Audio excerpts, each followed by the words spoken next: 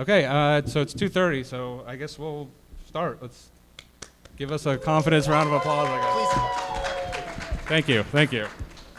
But yeah, hello, I am Apathy Duck. I am the current volunteer coordinator at Speed Gaming, the organization that I'm a part of.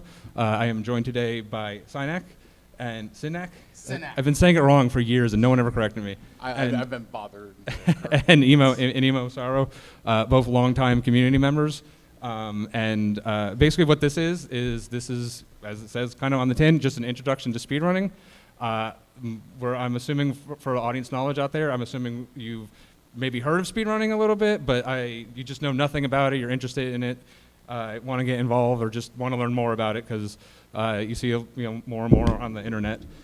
Basically the only assumption I'm making is everyone here is familiar with what a video game is, and judging by the crowd and convention we're at, that's probably a safe assumption. So this is a QR code up here, the link to this presentation. I've got a lot of links and information in here. There's also like a lot more detailed slides at the end that we're not going to cover in depth here. But so if you want information and like the references, you don't have to like try to scroll down your phone. You can have the link to it. I'll also go back to it at the end if anyone missed it. I see some scrambling right now, so don't worry.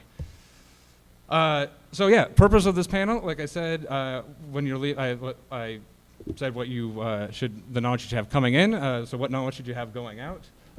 Basically, I want you to sort of kind of get past the like, I don't even know what questions to ask stage. We're going to sort of point you to sort of like different communities and stuff where you can find more information, where to take that next step. You do not have to be dexterous to be a good speedrunner, obviously. Yeah, I want to get you past that initial stage. I kind of want you to let you know what it is, get your feet wet. If you kind of go into your community, my goal is that your first question should not just be handled with a bot response because everyone comes in here and asks it. So that's kind of where I'm trying to get you to that first step. I also want to just briefly, what we're not going to talk about, there's a lot of streaming in speedrunning, obviously. It's a good place to start if you're looking to start streaming, but this is not how to start a Twitch career. All of us have streamed, and I think the most of us anyone's ever topped out is like 30 viewers once. So we're not the best at it. We're just so. Speak for yourself. Yeah. Okay. Raids don't count. I also said there's not going to be any drama in this except for that right there. I keep breaking that rule. We're also all linked to the past runners. So a lot of the references we'll be giving, we're retro focused and everything, mainly linked to the past. We will be talking about that game a lot, just as a reference point, because that's what we know. But I'm not giving you a tutorial on a specific game or anything. Not this year, maybe in the future. And if we will be mentioning like you have to have certain files and stuff, we will not be telling you where those are. You have to legally obtain them yourselves, obviously. So we're not going to be talking about any of that. Any questions that you ask about any of those things, I am just not going to answer. So. But first of all, I want to talk about our organization, Speed Gaming. Basically, we're an online community. We kind of refer ourselves as a community of communities. Basically, what we do is we have a bunch of tools to make restreaming games possible. So when like they link to the past randomizer community, wants to run a tournament, they come to us. We have the streaming infrastructure. We have a lot of the tools. Synac here has written some tools for us he'll be talking about later. So we're basically like a support system for all these communities, and they all kind of like hang out with us, but they're still all individually their own thing. We have a bunch of Discord servers. We have a live event here, not here, but nearby in Herndon, Virginia, every year, which is a lot of fun. We're looking to grow it, looking to make it especially more fun for people who are not high-level speedrunners to come and join. And yeah, we're just kind of a good community, and part of that is we're trying to get more people involved in everything, and this seemed like a good way of doing it. I came to MAGFest last year. I was like, hey, this would be a good panel to have, so because I got some knowledge related to gaming. Just individually, I am Apathy Duck. I've been speedrunning since about 2018, A Link to the Past, Super Metroid. Like I said, I'm currently the current volunteer coordinator at SG. And Synac, you want to introduce yourself? Sure, I'm Synac. Hi. I'm Synac. I've been involved in the community since 2016, almost a decade. I am a former admin of several ALTTP randomizer tournaments, the community as a whole. and I am the developer of Sahasrabot, and my involvement with SGL is mostly like the tech side, getting seeds to people, etc. So. Yeah, I made up the tech lead, yeah. role for him. Yeah, What is your job? I got promoted this morning, so. Yeah. And you want to introduce yourself? Thank you. Yeah, sure. I'm Emo Saru. I started speedrunning around the same time as Sinek, actually. I think like in 2015, 2016, somewhere around there. I used to stream a lot, and I don't anymore. Mostly what I do is antagonize people in the speedrunning community now. Mostly me. Mostly him. But I am also the creator of Emo Tracker, which you'll hear a little bit about later on in the presentation. Yeah, that's me. Yeah. So we know what we're talking about. Hopefully, just you can trust us that we're giving this presentation, and we're not just some people who walked in off the street who wanted a free badge. So. The free badge was nice, though. It was nice. So we want to ask, just what is speedrunning? Does anyone here have a good guess or want to? Yes, the excitable young youth in the front.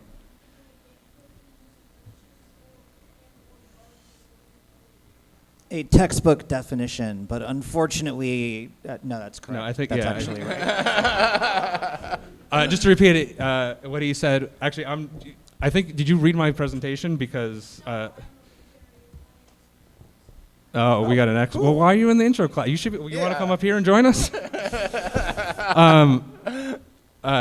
What the young gentleman said is basically what I just put up here. Speedrunning is playing a game or any activity, even partially in full, with the objective of completing your set goal little time as possible. He also added that you may be using glitches or some other things, but that obviously depends from game to game.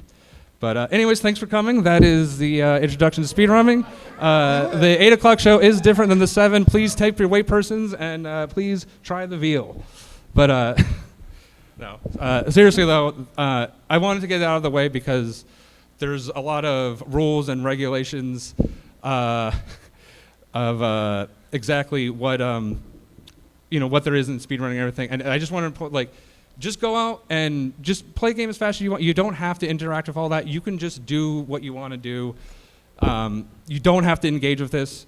The reason those rules exist is if, at Speed Gaming, we run tournament stuff. It's well, we need to make sure everyone's doing the same, completing the same objectives, following the same rules.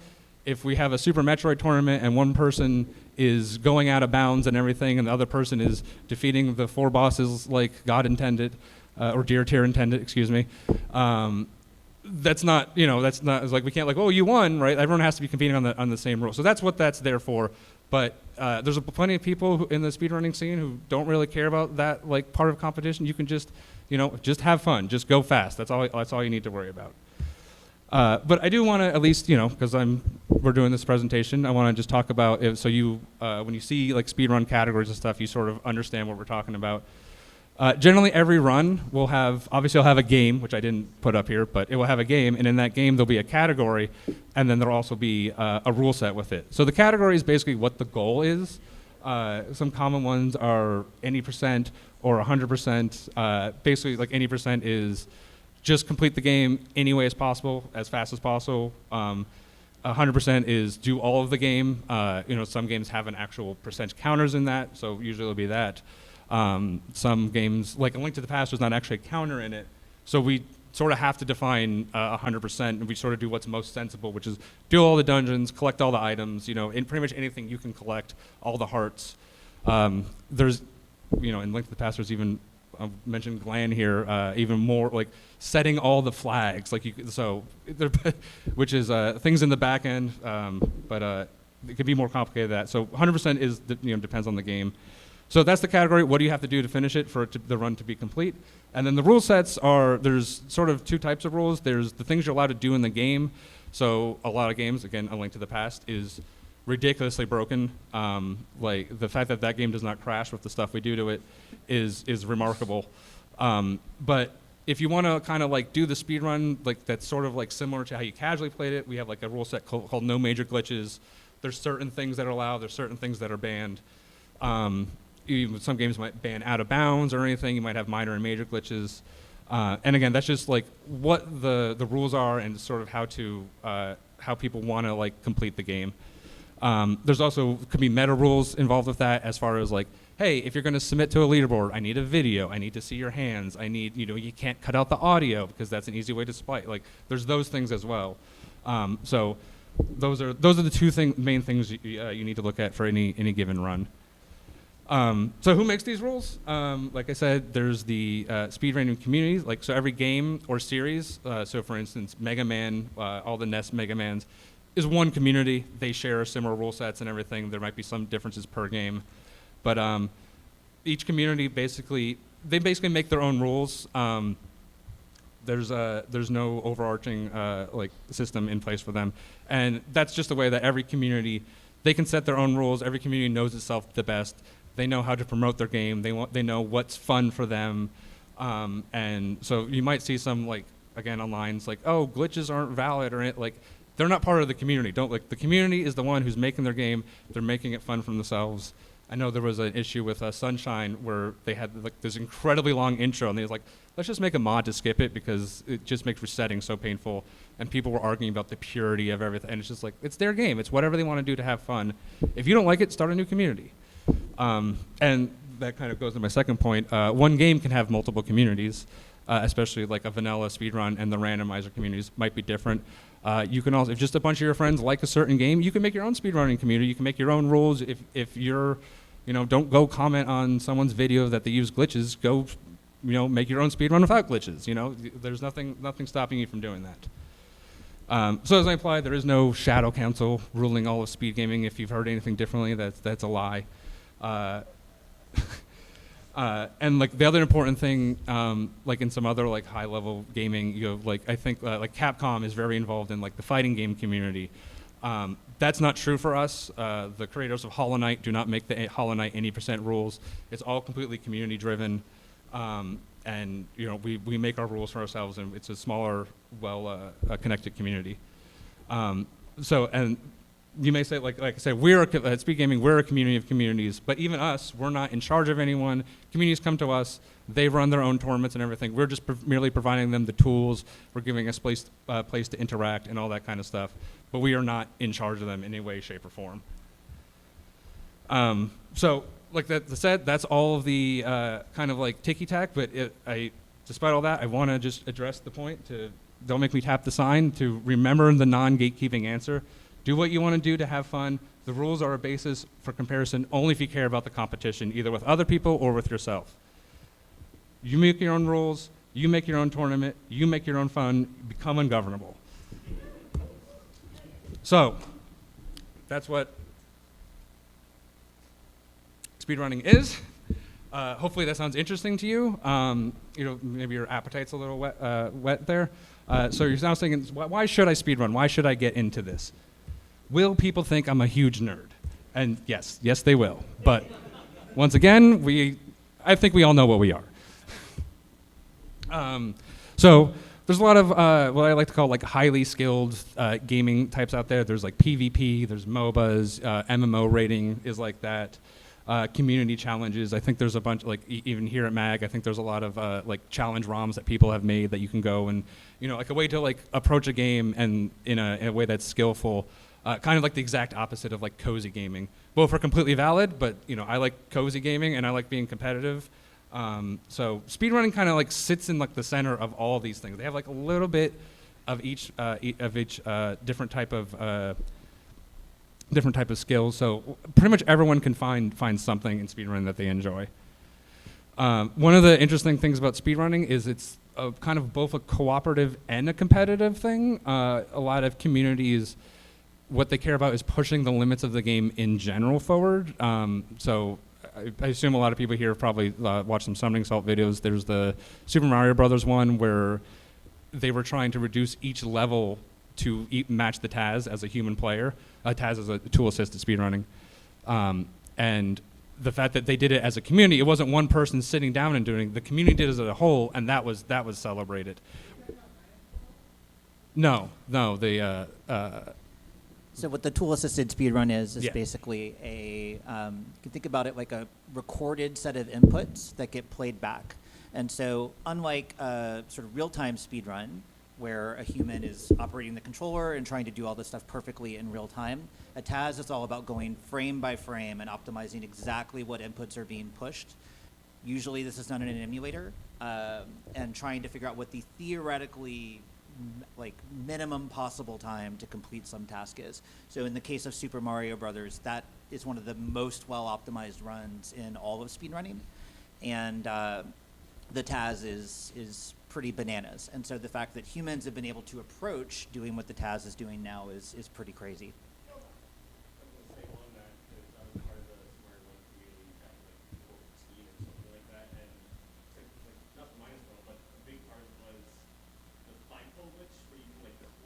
Yeah. Right. And it was just, how can we figure out, maybe not task level, but like some kind of human executable, repeatable way to do Right. Yeah. Yeah. Yeah, I don't want to get too far off on this. Super Mario Brothers the 1 this is is a an whole introduction to speedrunning 2-hour sign. presentation on itself. But yeah, that's all good, Vin. I was just, the point was, as a community, they matched the TAS. It wasn't one person who did it. Different people got different levels down, and like that was a celebration. Same thing when a new glitch is found. That's celebrated because that can just lower the overall time. We do obviously celebrate individual records. When someone gets a world record, that's a big deal. And almost in every single community, the first person to congratulate the world record holder is the previous world record holder. So it is it is certainly a competition. You're trying to be this, this high skilled gaming, like I was saying, but overall it is a cooperative effort as well. So it's not, again, like the first person shooters stuff, it can be very like toxic and everything. And like the speedrunning community we all support each other a lot more. Just not that we're better people or anything. Well, we are, but No drama. yeah, no drama. That's drama with no, that's fine. But it's just the way the hobby works, where we're all sharing information, we're all pushing it forward. It's inherently that. So it's a little bit of both. The other thing, a lot of times for these, if you're doing like competitive stuff, like if you don't have a full team or anything, you just want to play randomly at night, like you might just get, be in these queues and stuff that you just have to deal with random people. Again, a lot of toxicity and everything, especially if you're not a straight white male, that can really make it tough for you sometimes, unfortunately. So you can kind of just do this whenever you want. It's on your own. There are co-op speed runs, but that's more of a very niche thing. Again, there are leaderboards, but mostly you are your main opponent. A lot of people I just want to better myself. I'm not going to have a world record that's not Captain Novolin based. So, like, I know I'm not going to be the best. I just want to get better, right? So it's competition against yourself. And I think the other thing, there's so many different games. There's so many different types of runs. If you're someone has if you have like really a lot of dexterity in your hands, or certain games for you, there could be like strategy games, which are very like plotting. RPGs are very like how you optimize the route, and if there's like something goes wrong, you have to know so many different backs up. There's a game that will cater itself to your skills that you can be good at. So it's again, the diversity is one of our strengths. There's other reasons. If you're not necessarily the most competitive person, you can also get into speed gaming. One of the main reasons is there's just a game you love that you've been playing forever. I think that's probably why we all picked A Link to the Past first to get involved with. It's a game I kind of sped run as a kid before I knew what it was, because I would go on a plane trip. I had the GBA version, which don't play. But when I was a kid and I didn't know any better, I would try to beat it before I landed, and it was like, oh, I beat it in like 5 hours, and now I realize that was awful. Yeah, it's just a game that if you just have a love for a game, to speedrun it, you're going to have to learn about the mechanics. You're going to have to learn about all this stuff. It just lets you get if you have a deep love for something, it'll give you another way to appreciate it and just have more replayability. Like I said, the communities, they tend to be smaller or more welcoming. These two up here, I'm good friends with both of them. I met them through speedrunning.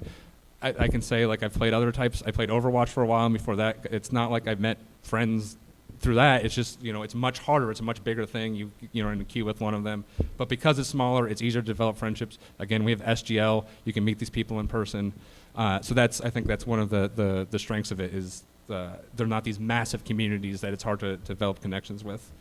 And it can be cost saving. I know times are tough for a lot of people, but again, I assume everyone in here owns a video game. You can go home and speedrun it. You already have all the stuff you need to for it. And it gives you so much replayability. I can't tell you how many thousands and thousands of hours we have in A Link to the Past, and we're still playing it. You don't have to go out and buy a new game every week. You can just sort of extend your love of this one game. I do want to caution some things. When you speedrun, it will fundamentally change your relationship with that game.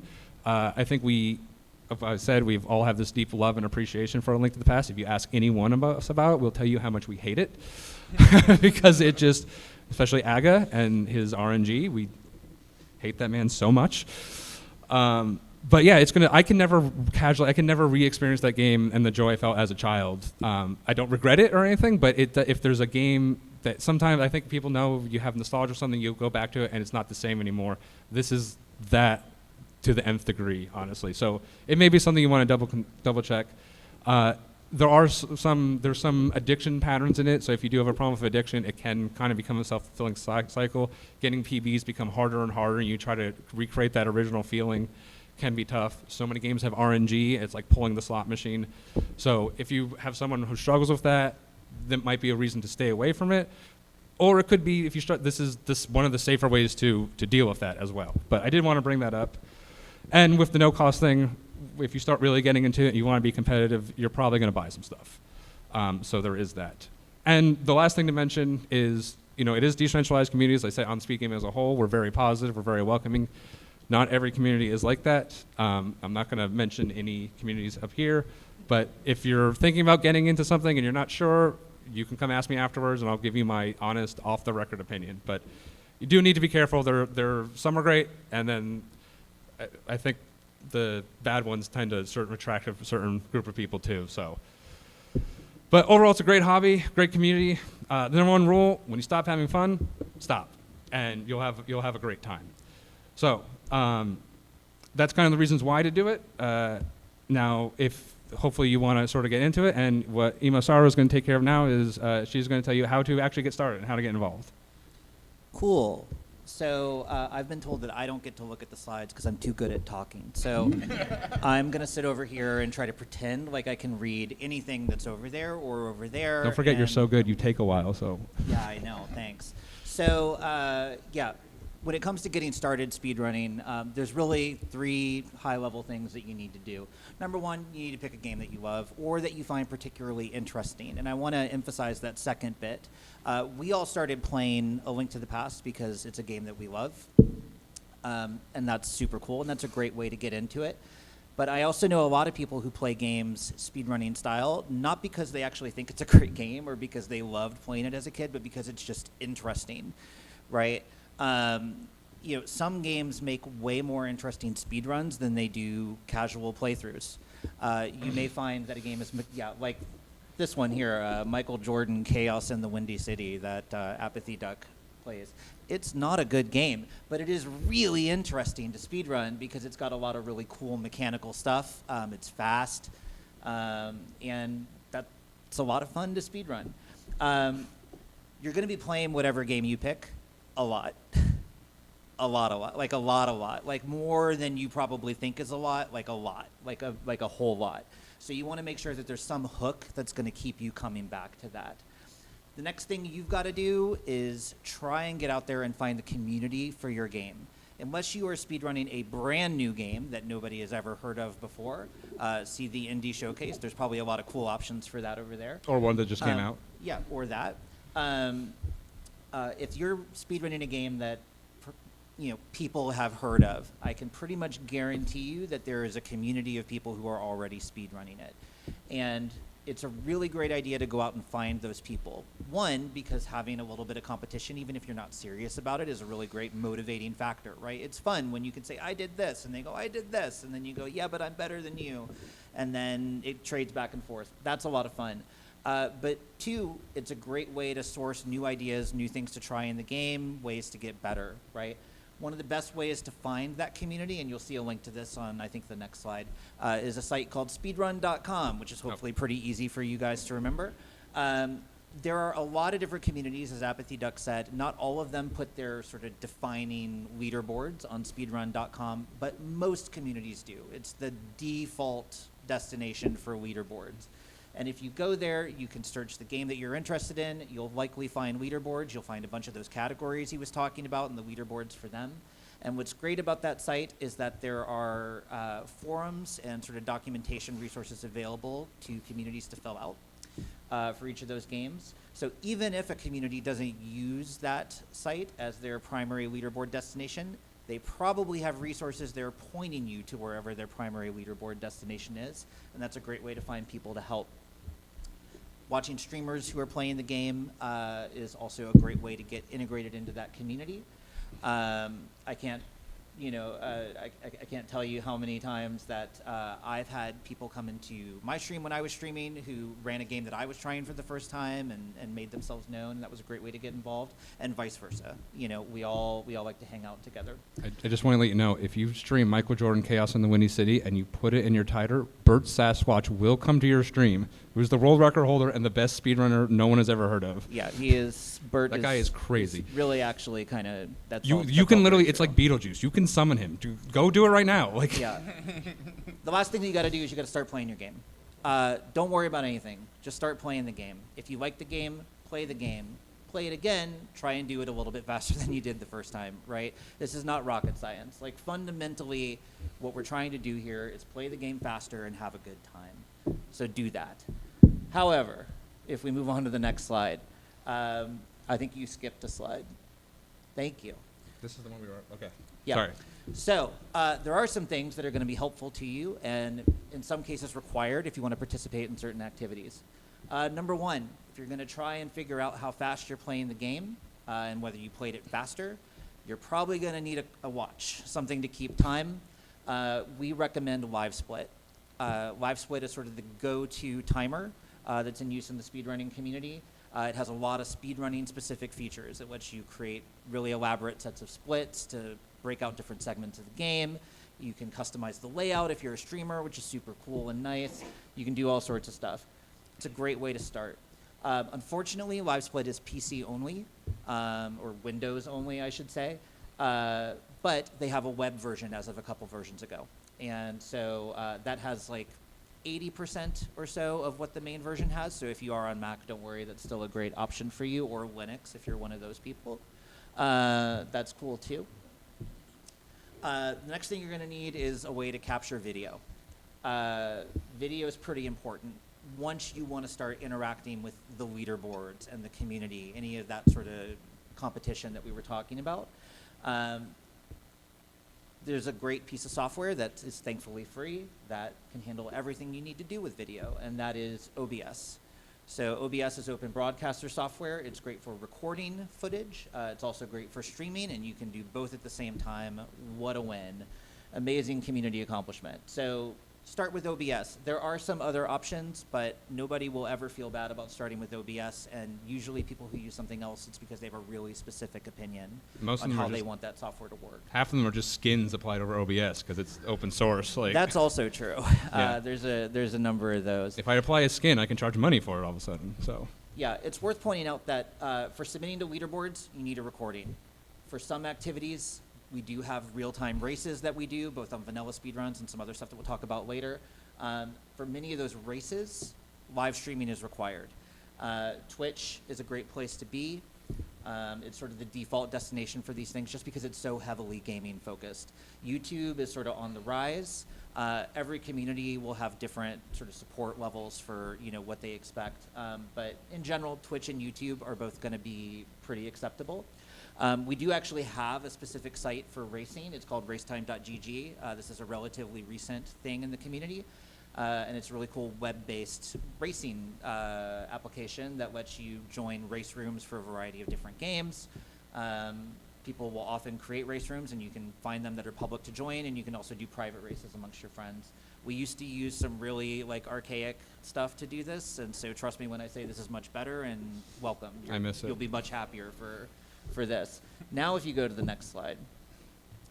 So talk about some ways to run your game. I want to know real quick, what do you speedrun? What does this kid speedrun? Subnautica. Okay, cool. So Subnautica is a PC game, right? Do you play it on PC? Well, yeah. Yeah, let's say you play it on PC. So PC. This kid is such a pro. Yeah, I love him. This kid knows what's up. He's ready to go. So when you're playing PC games, you've got the easiest setup in the world to get started. You download OBS, you download LiveSplit, you set up a capture in OBS for the game, you're streaming, you're good, you're recording, you're done. A lot of us are streaming retro games, and this is largely because they've been around for so long. They're on simpler systems, and the community has had way more time to do research on these things and really break them apart to the nth degree, right? So when we talk about streaming console games, you've got a little bit more complexity. There are a few options for how to do it. One, you can play on an emulator. I'm not going to tell you how to get a copy of the game. I'm assuming that you're all buying physical cartridges and dumping them using expensive hardware. But with a PC emulator, it's a lot like streaming a PC game. Set up your emulator, plug in a USB controller, you're off to the races. Set up your capture and go. However, if you want to play on original hardware, and a lot of people do, and we'll talk about why in a second, you've got a few more options that get progressively more complicated. So a really popular option nowadays that's sort of the easiest way to get into this with original hardware is to use what's called an upscaler. There are devices out there now. RetroTink is a really popular brand. They're super high performance, incredibly low latency, highly recommended. But there's also open source options like the OSSC, which work super well. What these things do is they take the analog outputs of your vintage console and upscale them for use with an HDMI connected device like a flat panel display. But unlike your TV with analog inputs in the back, they do it with an eye towards really high performance for gaming, right? They're really focusing on keeping the latency down. The next step up is, if you want to think about it that way, or over, is to actually get a CRT. When you're talking about consoles like the NES, the Super Nintendo, the Genesis, these sorts of things, these were consoles that were built for CRTs, right? That is the way they were meant to work. And a lot of speedrunners, especially ones who've been at it for a very long time, started on CRTs, and so they're staying with CRTs. With a CRT, you're going to need everything that you need to stream with an upscaler, because you're still going to want to capture footage off of a split, and you're still going to want to stream and be able to record and all of that stuff, so you need a capture card and an upscaler and all of that business. Now you also have a CRT, and I can tell you from experience that CRTs are big and heavy and kind of a pain in the butt. So if you want the most accurate possible experience to what it was like playing a game in 1991, go get yourself a CRT. If you are a modern individual with modern sensibilities in modern society, I think the upscaler alone is a really great option, and a lot of the core speedrunning events are actually migrating to that as their standard setup. The CRTs are getting harder to find and keep working. The last option that we have down here at the bottom is sort of a new thing in the last few years, and that's these really cool FPGA reproduction consoles. There's a company, some of you, yeah, like that. It's beautiful. There are a few options for these things. Some really popular ones are made by a company called Analog. That one is an Analog Super NT, which is a Super Nintendo in a cool little pill-shaped box. So the cool thing about these things, they are a form of emulation, but a very different form of emulation compared to the software emulators that you may know and love. They actually use sort of reprogrammable hardware logic to recreate the original circuits on these machines in programmable hardware. So they're updatable, which is cool, but they also have HDMI ports natively, and so you get perfect video, and you don't need an upscaler or any of that stuff. You just need a capture card and this little thing.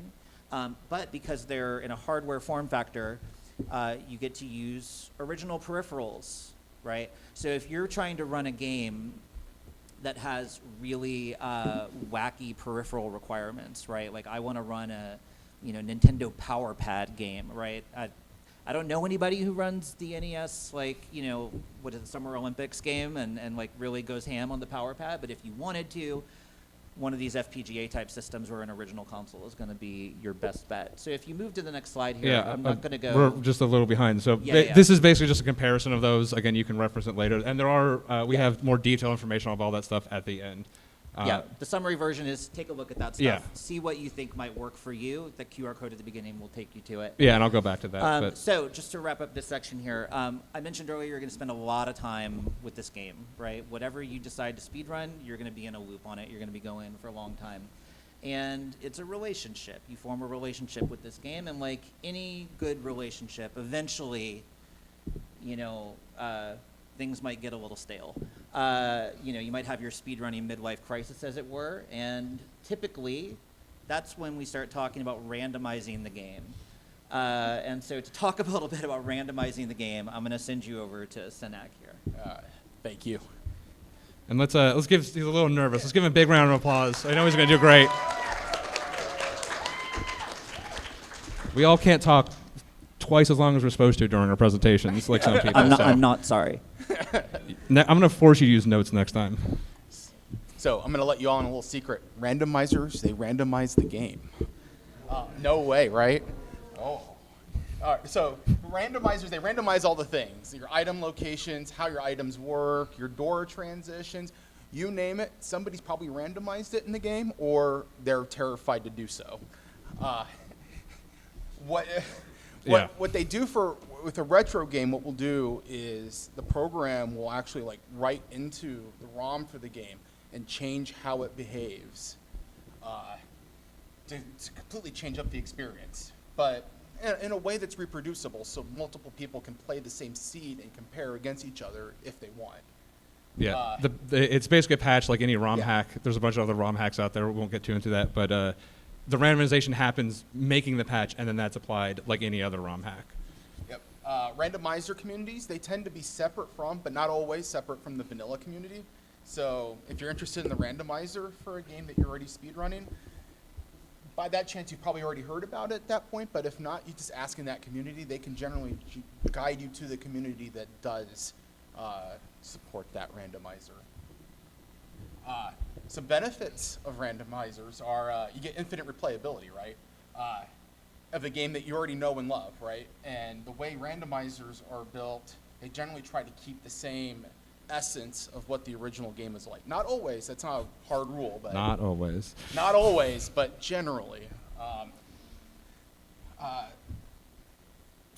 Randomizers,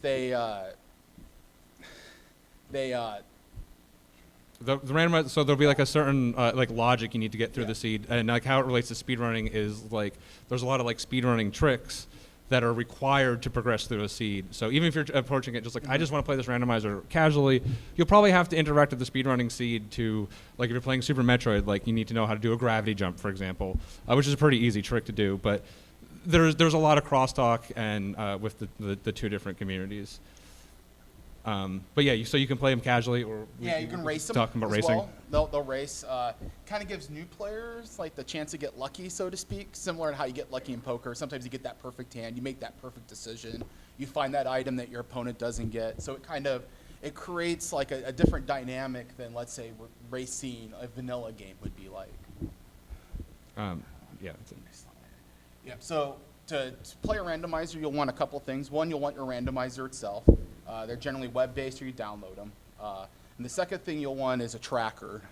So it keeps track of the game state as you're playing it, because randomizers are fundamentally different from the original game. You're going to play it in different order, and you need to be able to keep that all straight. Emo Tracker, which was written by Imasaro right here, provides multiple different trackers that were developed by the community. So you can generally find the tracker for the game that you're playing fairly easily there. Yeah, it's a platform that allows Yep. community to basically make their own trackers and upload it to. Yep.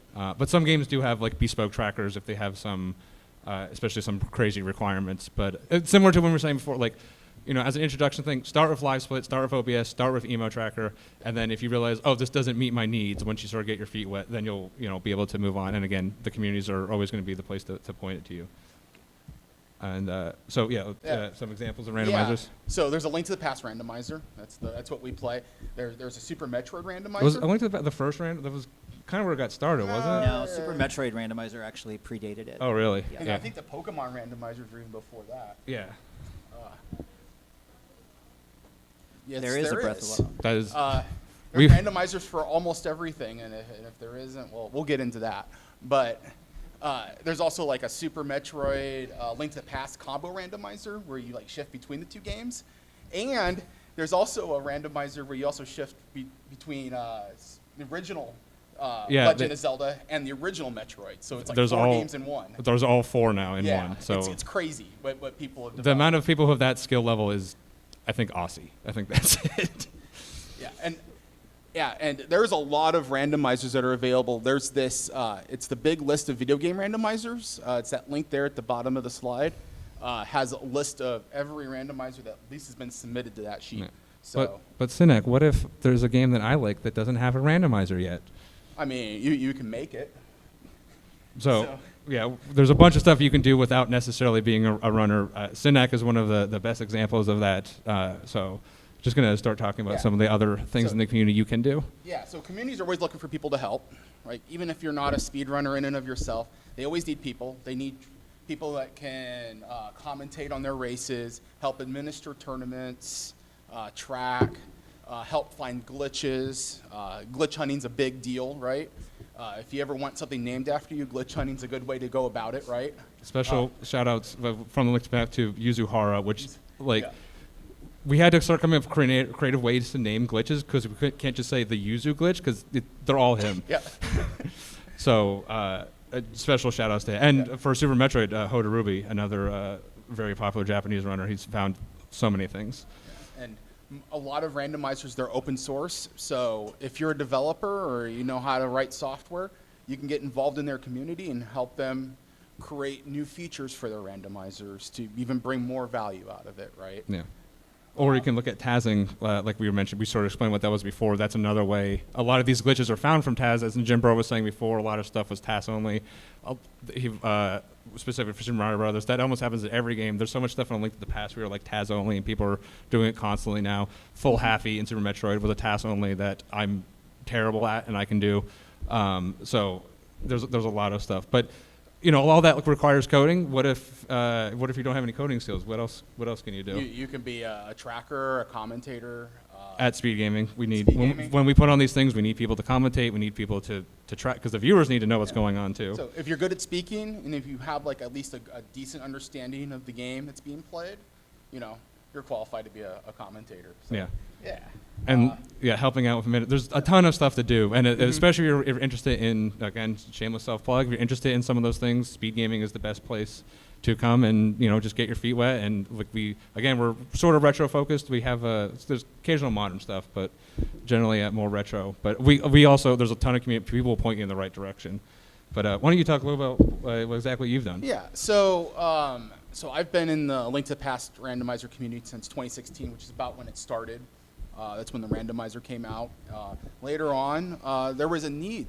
So a lot of times, your tools just come across from a need that you learn as you become part of the community and are continually interacting with the rest of the community. And Sahasrabot was one of those things where there was an opportunity to create automation so that the community can focus on other things. So Yeah, and the best way to do that is just get involved. Just come be a viewer. That's the most important role of all these communities. We need the support of other people. Just coming, not even speed gaming or other speedrunners, Twitch runs. Just being involved in the community, getting to know people. Again, at SGL, we're trying to make a big push to have more things to do for people who aren't necessarily top runners to come and hang out. So just building up the community in general. If you're a big fan of speedrunning, but you're just like, look, I can't code, I'm too shy to talk, I'm not really good at speedrunning, but I just enjoy it. I like the community. Just come hang around. Just come say hi. I think it's the most important thing. Honestly, it's always going to be the lifeblood of anything. People will certainly do the things to keep them entertaining, but having viewers makes it so much more easier. Also, Sinek was practicing just this morning, and that was the best you ever did. So I just want to give you that was amazing. I want to give him I'm not much of a public speaker. This is also my fault. To stay behind the scenes. My fault for you're the one who volunteered. Never mind. You did. So speaking of streamers, I do want to give a special thanks to, these are a couple of our friends. These are all great streamers. I will say it because I know we are a part of the Mag Scouts program.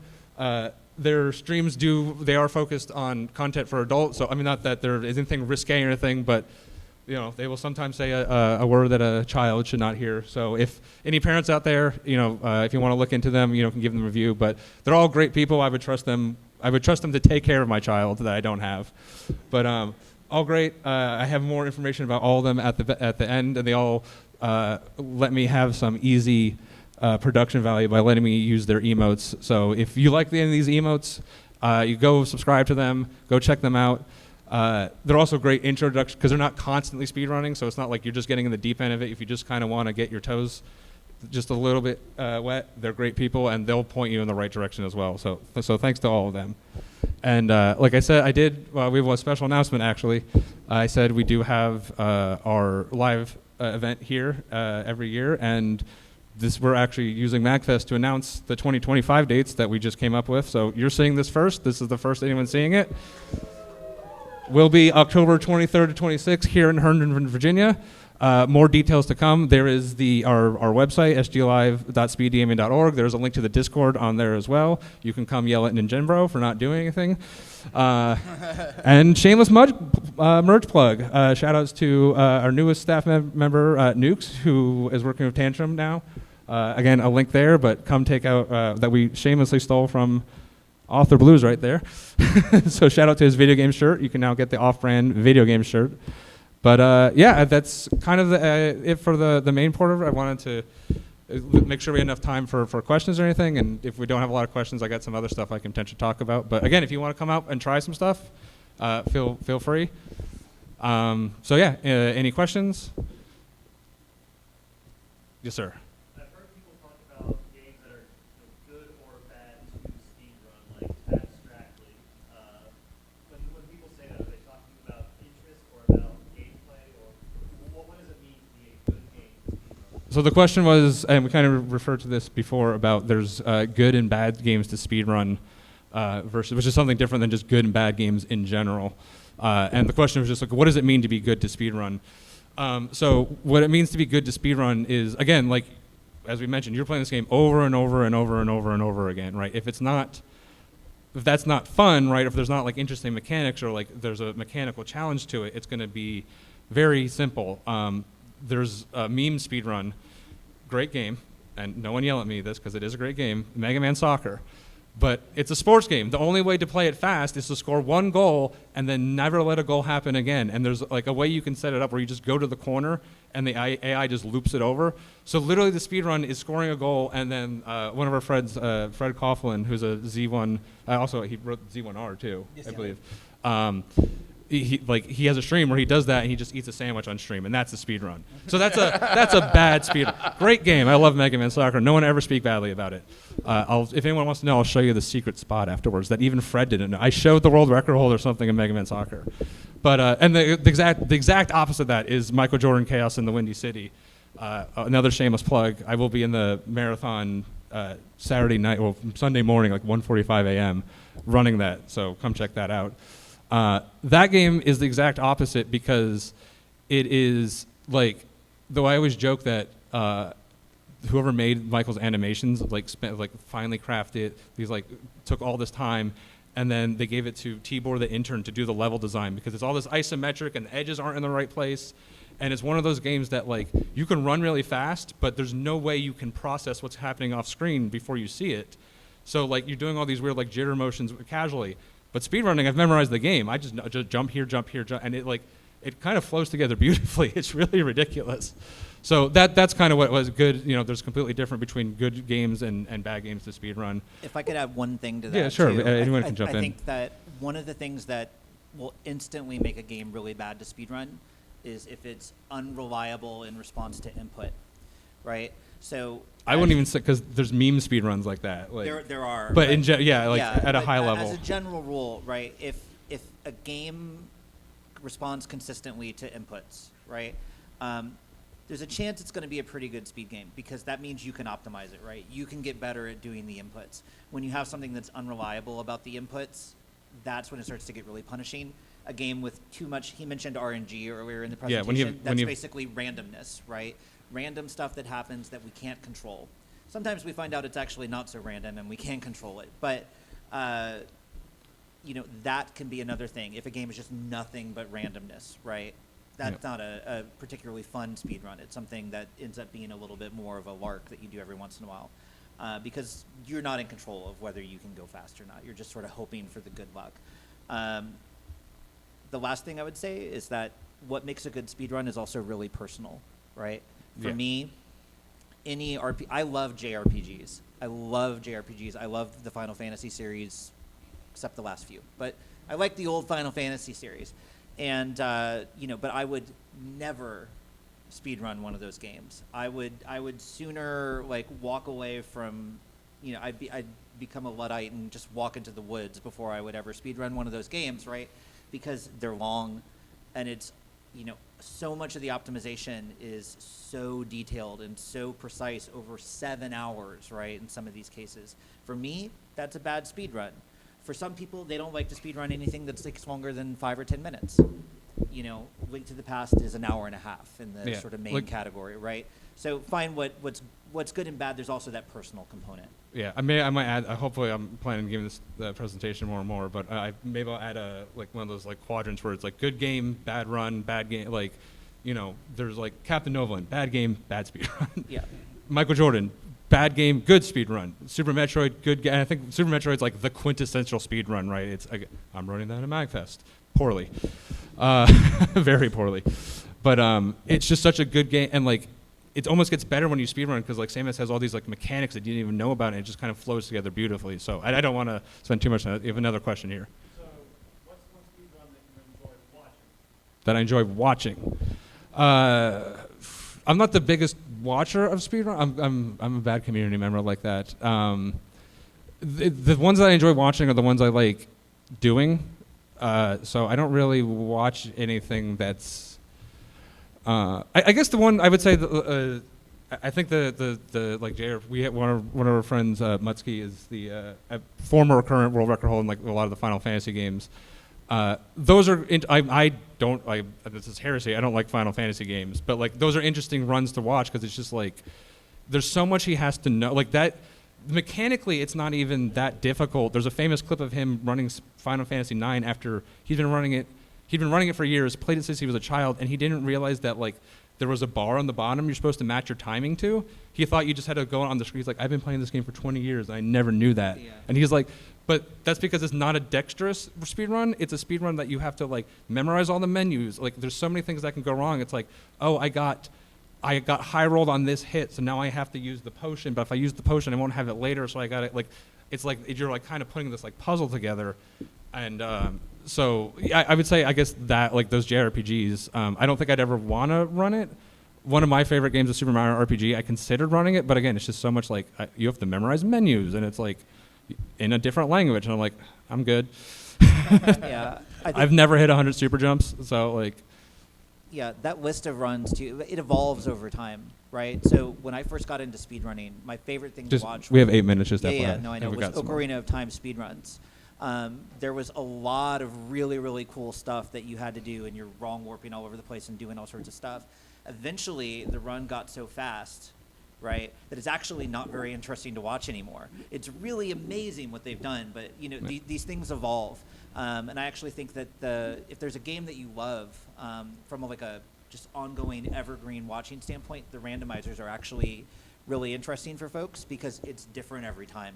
Right? Yeah. And you get to watch people who are really, really good at the game, but they have to refigure it out every time. And I'll say when a game gets like over optimized, the last time that you'll see like a category split where it's like, man, I kind of like doing the old stuff. Let's make a category and add rules that like you have to do it this way. So. Yeah. So I know he's got his hand up. I thought I saw a hand back towards the back. Yeah, but I'm gonna point to my favorite. I see you, but our favorite speedrunner up the front here, our newest panel member. So, what's your question or statement?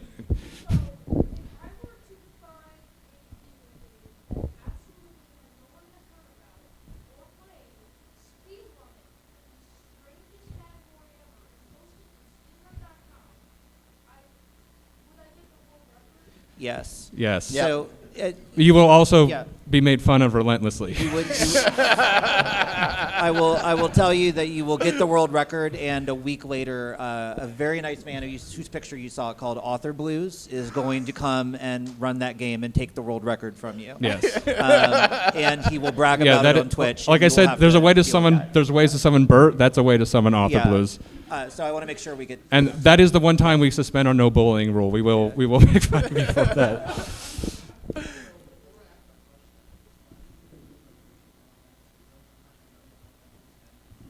Oh, babe.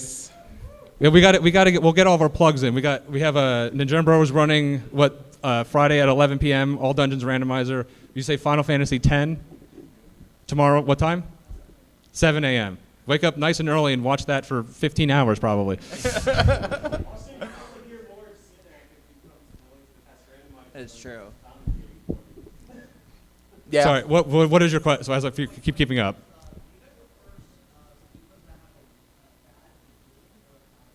So the question was, do you guys prefer speedruns that have a bad ending or a bad beginning?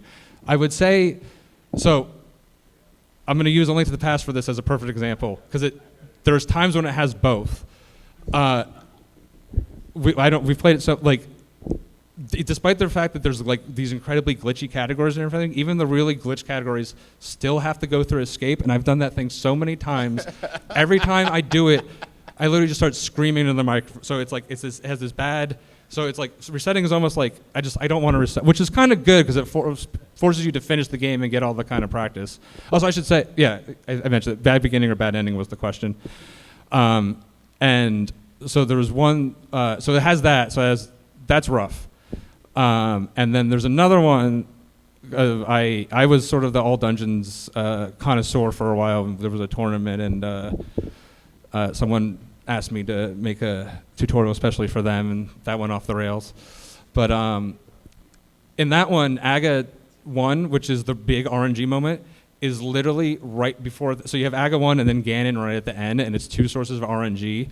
So like what we would say, it's like you played the game for an hour, you just bought a lottery ticket. I know Castlevania 1 is like that too, except it's not an hour, it's like 5 minutes, where it's like, do I get the RNG for Dracula? I don't know. Like so it can be frustrating because it's like I've had really good runs, and then I got like 7 blue balls, and it's like, well, there goes that. Like that was the best run I ever had, and it's so frustrating. So I don't know which is worse. So I think you'd rather like, have a bad beginning. I think the bad beginning is worse because, especially if you're playing a reset heavy game, sometimes like you just don't want to. And this was the problem with the Super Mario Sunshine, is they had to go through this because basically, for those who aren't aware, basically there was, and I think I know it, there was like 5 seconds of gameplay. You had to like run around the very beginning of the game to like clean up something, and they had that like optimized where like it didn't matter, and it was like there's like a 2-hour speed run, so it was like plus or minus a second. And then you had to watch 9 minutes of skippable cutscenes, and it made people not want to run the game because they had to sit through that every time. So they made it. It's like, here's a save file. You start after that, and they didn't even change the timing. They just said you start at 9 minutes or something. And again, there was this like purity of speedrunning debate and everything, but that almost killed a speedrun. So I think bad beginning is definitely worse because it just makes you want to play it. Where like, again, at least with the RNG at the end or something, at least it's a lottery system, right? It's like, oh, cool. Like if it's bad that way, if it's just boring, then, at least, if it's bad boring wise, then it's just like, well, I'm already on PB pace. It's like I just have to play out the string, right? So I'd say, I don't know if you guys have different opinions, but bad beginning is probably worse. I think it depends entirely on the length of the speedrun. That is also true. So, I think that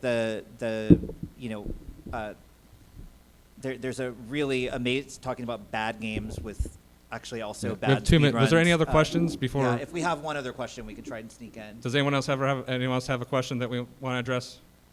I don't see one. Okay, so, good. If someone does, just go ahead, pop your hand up real quick, and we'll try to get to it. Stop. But so I speed ran a game called Rex Ronan Experimental Surgeon. Oh, Lord. It's a really, really bad game, and the last level is the worst possible imaginable. Actually, the second to last level is the worst possible imaginable thing. It's horrible, but it's a 10-minute game. Oh, I want to put the QR code back up for everyone. Yeah. In case someone missed So it. I don't care so much, right? I think the RNG at the end of A Link to the Past, which is, let's say, in the normal category, an hour and a half, long speed run, is way more punishing than even worse RNG at the end of a 10-minute speed run. If I have a hour and a half, 2 hour, 3 hour, heaven you forbid, the length of a RPG speed run, right?